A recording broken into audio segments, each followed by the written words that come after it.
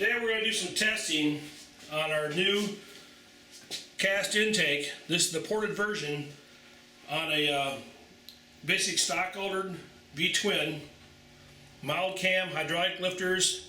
It's got our little CVS springs in it. Inch 200 carburetor on VPC 12 gasoline.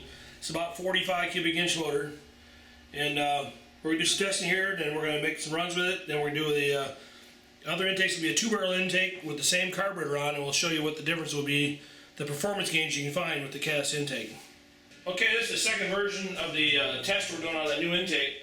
Here we have the same engine we had earlier, same everything else. The only thing we changed was the intake, went to the 2-barrel intake in the plenum that we sell. Dollar-wise, this intake is the same money you have in the other style intake, but it's the same carburetor, everything else. We dynoed the other one in, got it tuned in where it was best.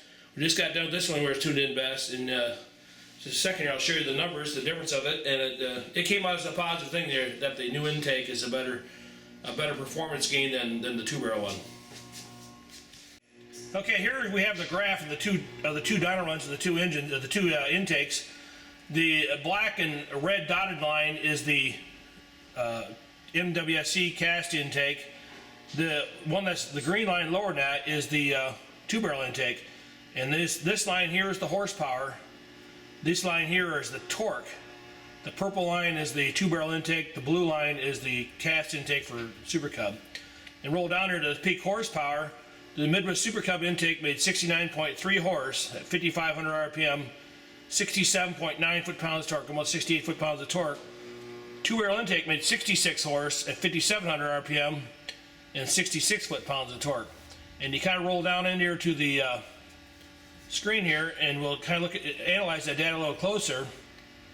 We'll go from like 7,000 RPM down, because that's where this camshaft is going to run. This column here is the torque of the Midwest Super Cub intake. This one is the 2-barrel intake, and these are the horsepower numbers. The Midwest Super Cub intake and the 2-barrel intake. And if you look at those numbers here, like say at 7,000 RPM, we'll look at that. The 2-barrel intake made 45 foot-pounds torque. The Super Cub one made 48.4. So you're looking at 3 foot-pounds of torque. Horsepower Y2s, you're looking about 4 more horse. Let's just jump down to 6,500. 52.8 versus 50.9. 65 versus 63 horse.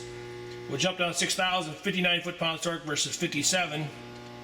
And 67 horse versus 65. We'll drop down 5,500.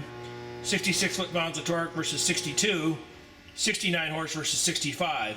And you go down to 55,000, you get kind of the bottom side of the camshaft, but 67.3 for torque, 66.1, 64, 63. So there you have it. It looks like the Super Cub intake is clearly better than the 2-barrel intake, and you got the same amount of money spent.